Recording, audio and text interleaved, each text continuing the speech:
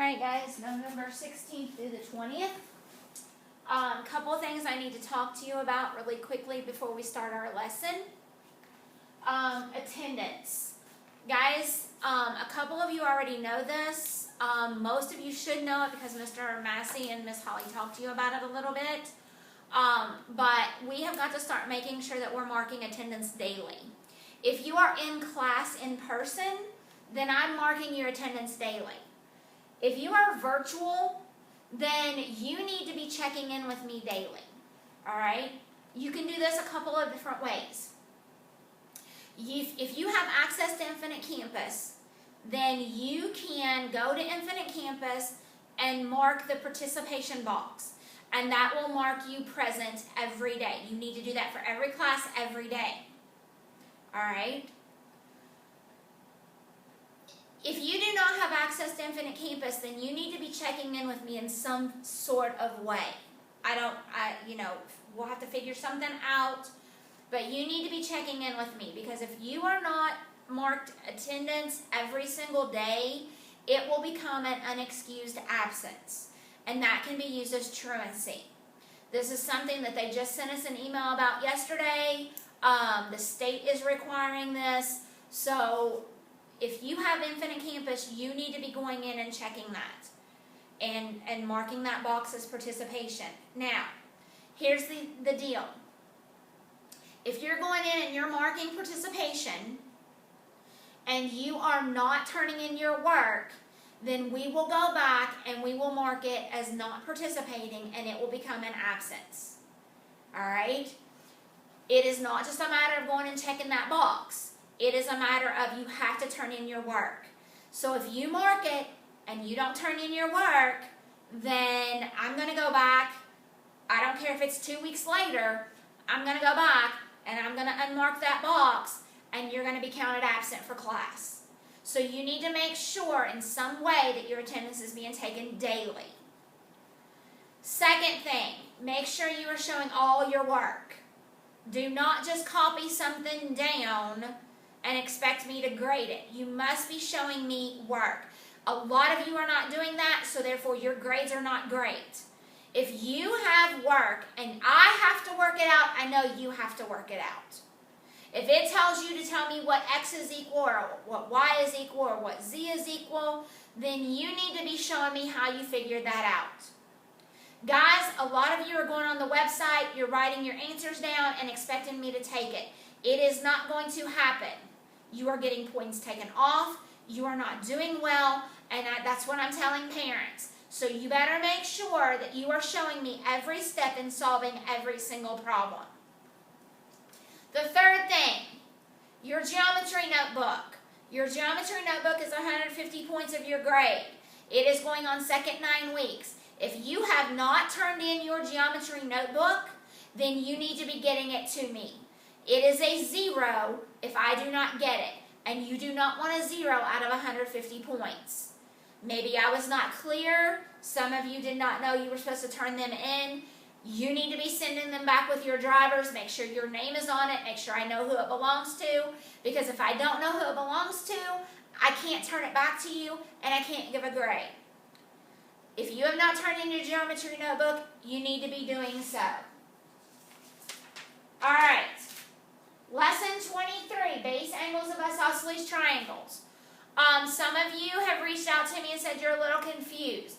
Guys, go back, rewatch the videos. If you are still confused after watching the video again, then contact me and we can set up a Zoom meeting. Right now, Fridays, I will be working from home, but I can still do a Zoom meeting with you. Alright, my whole week is spent recording videos right now. So Friday is about my only day. I can set up a Zoom. Make sure you're contacting me if you're still having trouble. Alright, so today we're going to examine 2 different proof techniques using familiar theorems. And we're going to complete proofs involving properties of an isosceles triangle. So our lesson today is called Base Angles of Isosceles Triangles. Alright, so it says describe the additional piece of information needed for each pair of triangles to satisfy the SAS triangle congruence criteria. Remember, SAS means side, angle, side.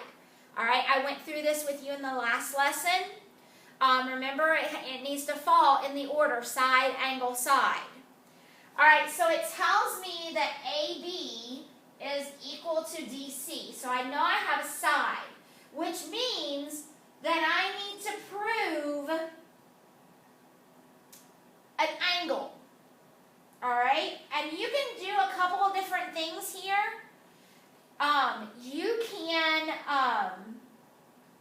You can figure things out. All right. So I would need, in order to prove that triangle ABC, this triangle here, is congruent to triangle DCB, then I need to prove that angle B is equal to angle C. That would be my angle. So then I would also have to prove what? I would also need to prove another side. So if this is my side, then I need to prove that BC is congruent to BC. All right?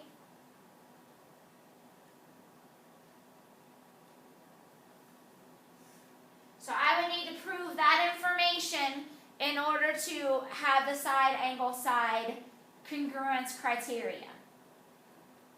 All right?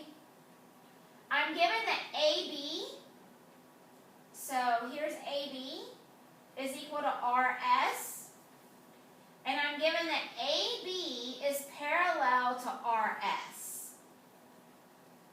All right? So I want to prove that triangle ABC, this triangle here, is congruent to triangle RST. So I have my side. Now I need to prove an angle. All right. I have a side here and a side here.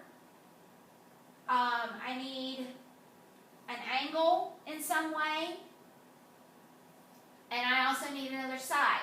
So I would need to prove that angle B is equal to angle S. All right. And I can do that because I know these are parallel. And then I would need to prove another side. So I would need to prove that CB is equal to TS. Okay? All right. So today, we've got an exploratory challenge. So it says, today we examine a geometry fact that we already accept to be true. We are going to prove this known fact in two ways, by using transformations and by using the side, angle, side, triangle congruence criteria. Here is isosceles triangle ABC. We accept that an isosceles triangle, which has at least two congruent sides, also has congruent base angles. Label the congruent angles in the figure, and now we will prove that the base angles of an isosceles triangle is always congruent. Okay, so I'm accepting that I have at least two sides congruent. So if that's the case, these would be our base angles. So we're going to label those angles congruent, and now we're going to prove that.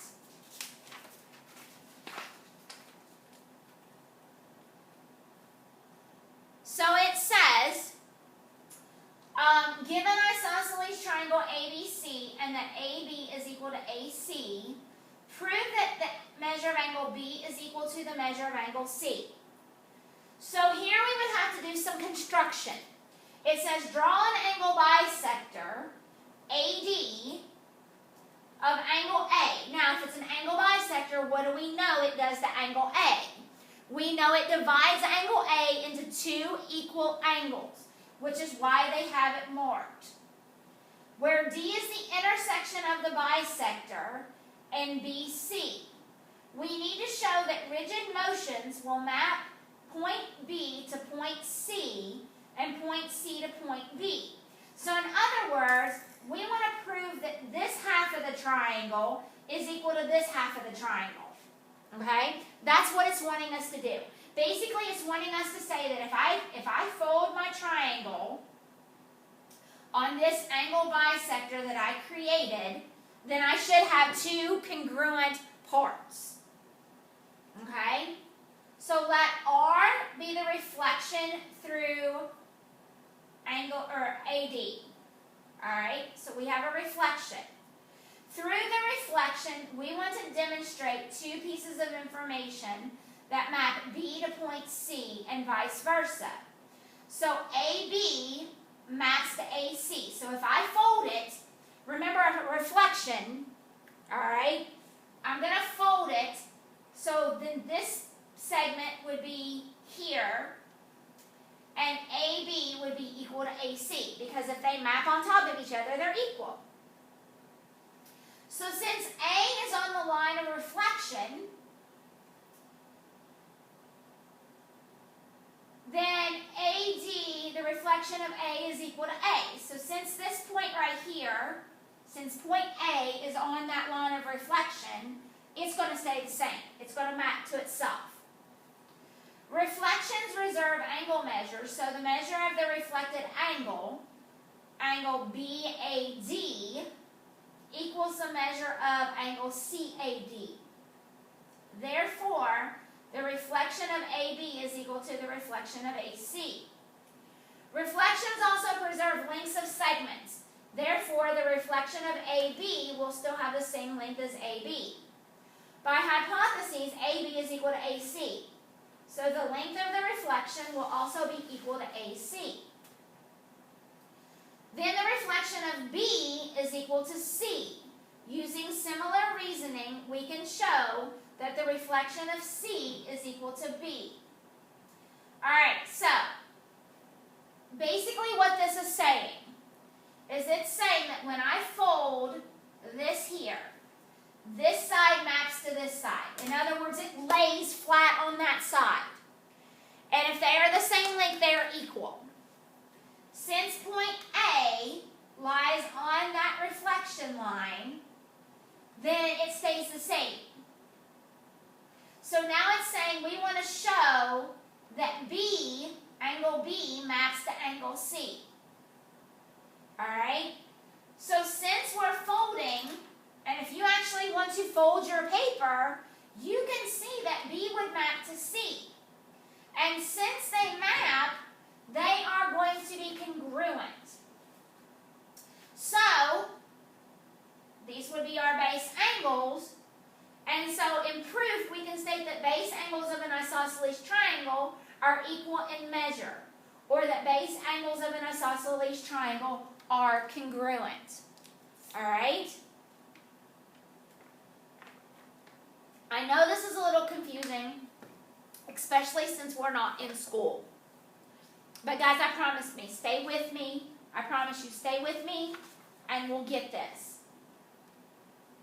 Alright, so we are given isosceles triangle ABC with AB is equal to AC. And they want to prove that angle B is congruent to angle C. Alright.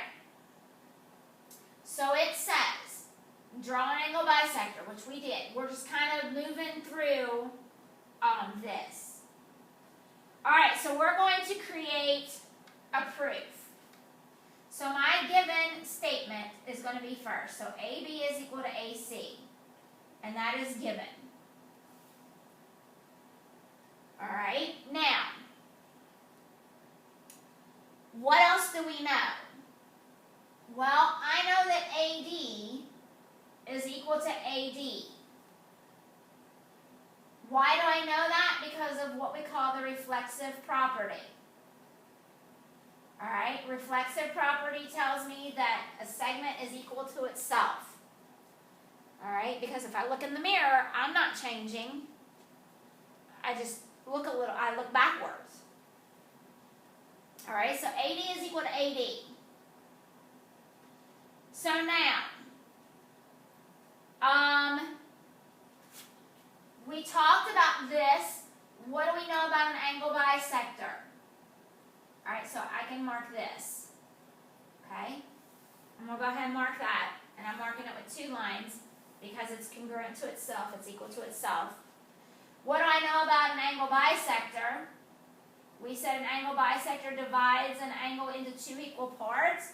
So I know that the measure of angle BAD, that's this part right here, is equal to the measure of angle CAD, which is this part right here, because of the definition of an angle bisector.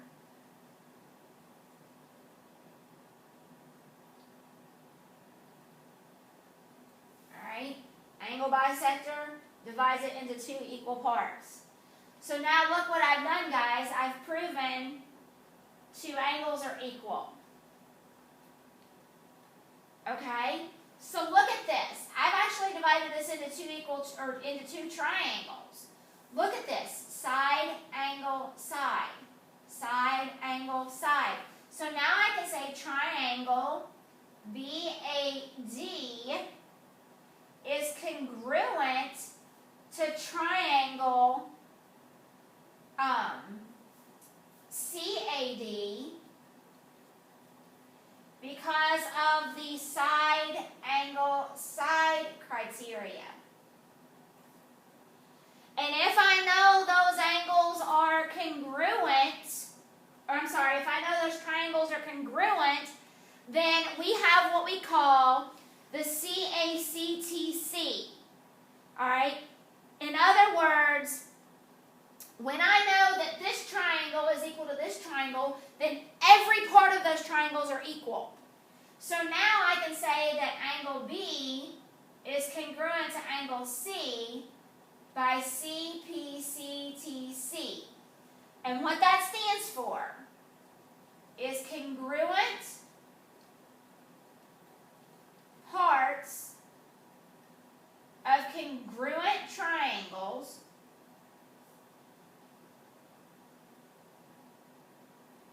are congruent. Okay? I've learned it as CPCTC. It's a lot quicker to write that out than it is to write congruent parts of congruent triangles are congruent. Okay? So if I've proven these two triangles to be congruent, then I know that every part of that triangle is congruent. Every side, every angle, it's all congruent. Alright, so let's look at our exercises. Alright, we're going to kind of run through these a little quickly. We've got 5 of them. So we're given JK is equal to JL. And we're given that JR bisects KL. Alright, so let's talk about what we know. Well, my first one's going to be JK is equal to JL because that's my given information. Now, I'm going to use my next piece of given information that says JR bisects KL. Well, if it bisects it, then what do I know? Well,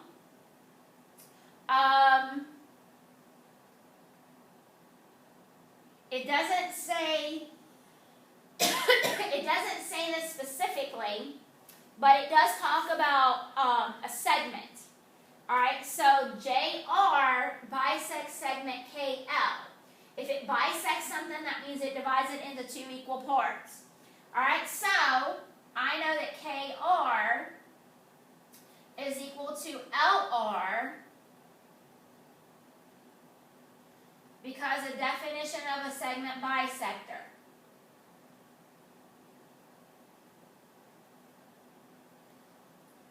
Alright, now, because I know that this has two equal sides, I know it's an isosceles triangle. So because I know it's an isosceles triangle, what do I know about its base angles? I know that angle K is equal to angle L because base angles of an isosceles triangle are congruent.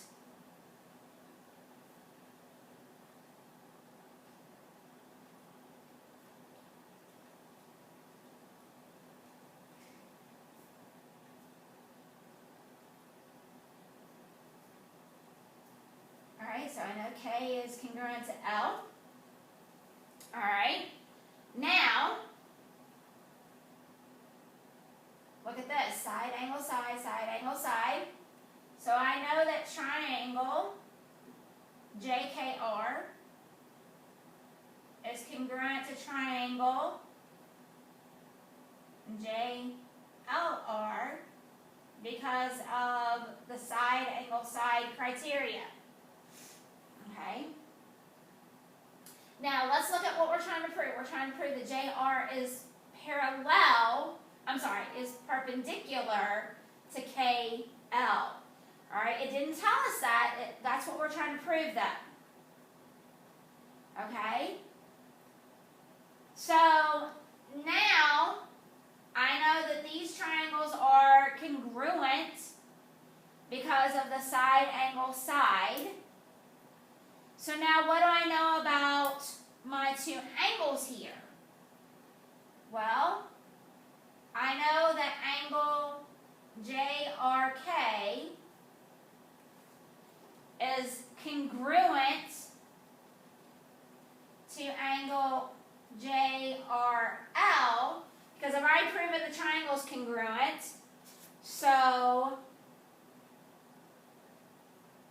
I know that every part of that is congruent. Alright, so these two angles are congruent. Alright. Now, what do I know about these two angles? They form a what? They form a straight line. So I can say 2 times the measure of JRK is equal to 180 degrees, since they're equal, alright, is equal to 180 degrees, and that's substitution. Alright, so divide that by 2, so the angle JRK has to equal 90. Alright, that's the division property, simple solving an equation. And so therefore, if I know it equals 90, what do I know about JR? I know that segment JR is is perpendicular to segment KL because of the definition of perpendicular lines. Because perpendicular lines form 90-degree angles. Okay? Alright, I'm given AB is equal to AC, and I'm given XB is equal to XC. So that's what I'm given. And guys, notice the very first thing I always do is I mark my triangles. I mark my diagrams so that I can see what I'm looking for. Alright, so let's talk about our given. You can split up your given information if you would rather deal with it piece by piece. Alright, so I'm going to split it up. It makes my proof a little bit longer, but that's okay. So I'm going to split it up as AB is equal to AC, and that's given. So because of that, I can look at this as a whole triangle, which means now I know that angle B and angle C are congruent. Alright, but I have to be very careful about saying angle B because B is actually part of 2 different triangles. So I'm going to say angle ABC is equal to the measure of angle ACB. Alright, and that's the base angles of an isosceles triangle.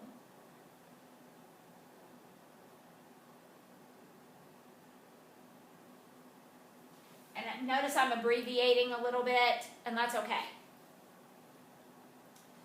Alright. So then the next thing I'm going to look at is I'm going to look at my next piece of given information, because this is a whole different triangle here. XB is equal to XC, and that's given. So if I look at that as a triangle, that's also going to be considered an isosceles triangle. So now I know that the measure of angle XBC is equal to the measure of angle XCB because of base angles of an isosceles triangle. Okay? Now, so here's what I can look at. I'm going to kind of combine a little bit. I can look at ABC, the angle ABC, as two parts. All right, I can look at that as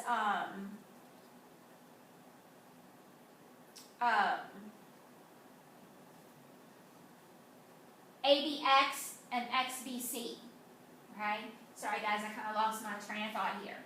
So the measure of angle ABC is equal to the measure of angle ABX plus the measure of angle XBC.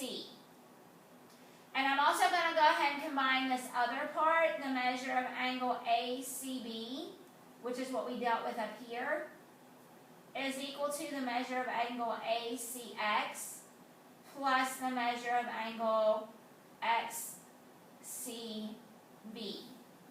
And that's just simply the angle addition postulate.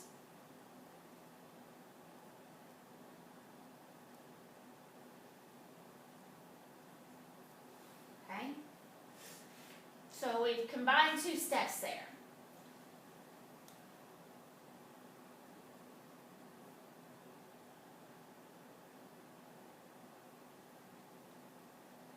So you might want to number these, that way you can kind of keep track of what goes where. Alright, so step 6. Alright. So let's kind of look at this for just a second.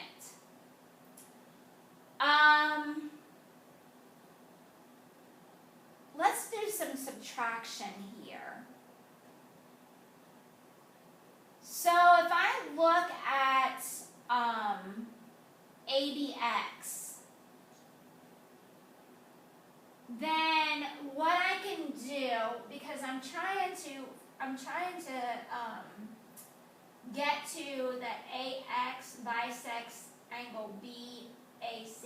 I'm trying to get to the point of this being a bisector. So now I can look at this. If I'm trying to figure that out as a bisector, then obviously I'm trying to figure out that those angles are equal. All right. So I'm trying to get to this BXA and the CXA. I'm sorry, CAX and BAX. Okay. So if I do some subtraction and I think about this, angle ABX, let me go back up here. ABX would be equal to this minus this. Alright, so the measure of angle ABX is equal to the measure of angle ABC minus the measure of angle XBC. Alright? And I'm going to do that same thing here for this part. Only I'm going to look at ACX. So the measure of angle ACX is equal to the measure of angle ACB minus the measure of angle XCB.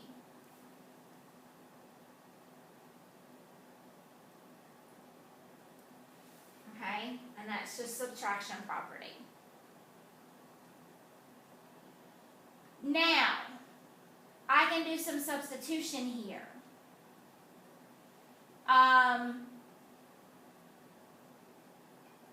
If I kind of look at this, I can do substitution and say that the measure of angle ABX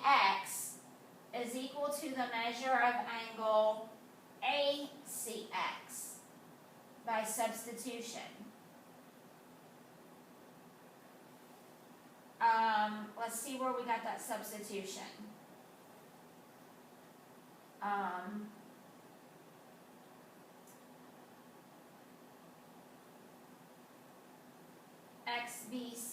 Our substitution comes from where we talked about those base angles. Alright? Alright, so now, let's look at what we've proven. The measure of angle ABX is equal to the measure of angle ACX. Alright? So I can now prove that triangle ABX, look at this, side, angle, side, side, angle, side. Triangle ABX is congruent to triangle ACX by the side, angle, side criteria. Since I know those angles since I know these triangles, these two triangles here are equal, then what do I know about my angles here? I know that angle BAX is congruent to the measure of angle CAX, and that's corresponding parts of congruent triangles are congruent. Alright? And since I know those are equal, does that tell me that AX is a bisector? Yes, it does. Alright, so that's the definition of an angle bisector.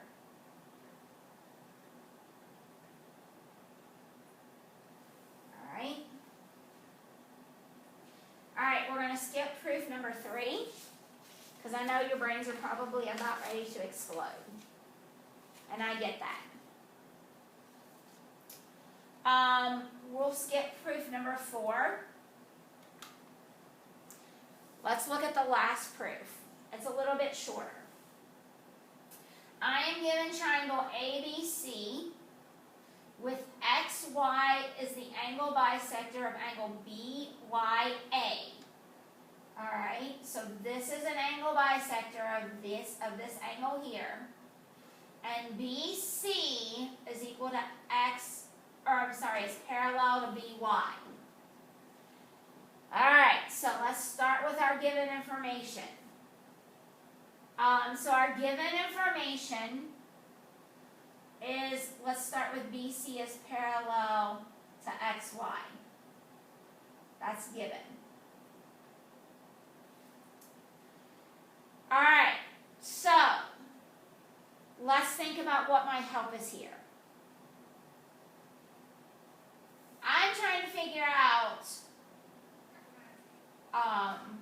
that YB is equal to YC. I want to know that this segment here is equal to this segment here. Well, if I know that these two lines are parallel, that means I have a transversal.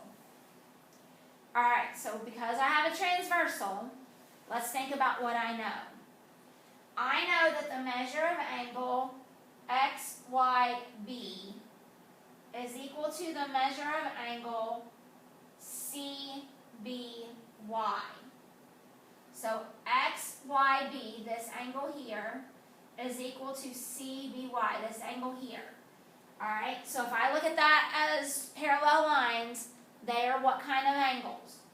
They are alternate interior angles.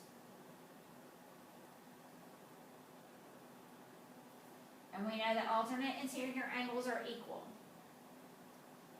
Alright, now, not only do I know that, I also know something else. I know about corresponding angles. Alright, so let's think about corresponding angles for a second. Measure of angle XYA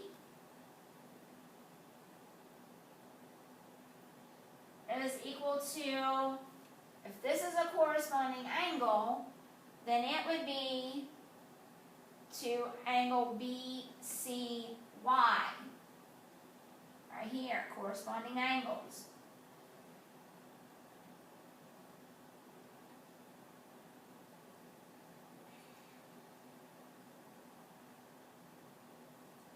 So XYA, so this right here, is congruent to BCY, this angle here. Alright, now it tells me that XY is an angle bisector of angle BYA. Well, what do we know about an angle bisector? We know it divides it into two equal parts, so I know that the measure of angle BYX, alright, is equal to the measure of angle BYX is equal to the measure of angle AYX. Definition of angle bisector.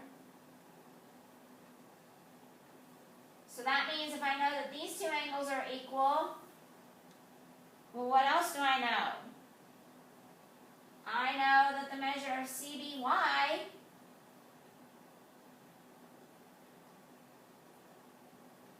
is equal to the measure of angle BCY because of substitution. In other words, I've proven these two angles are equal, so that means all of these angles are equal. All four of these angles are equal. Alright?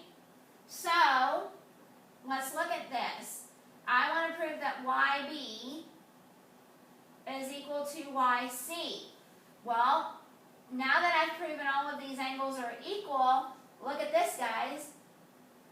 Pretend that this part's not here. What do I know about these? These are base angles.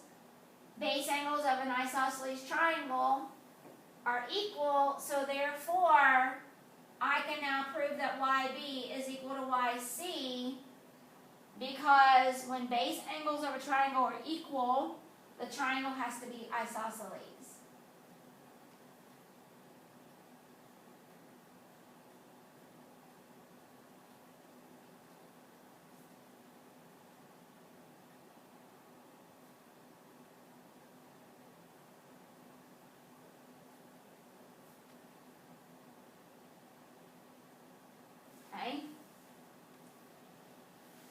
Alright guys, I know that your brain is probably extremely ready to explode, and I get it, and I really wish we were under better circumstances.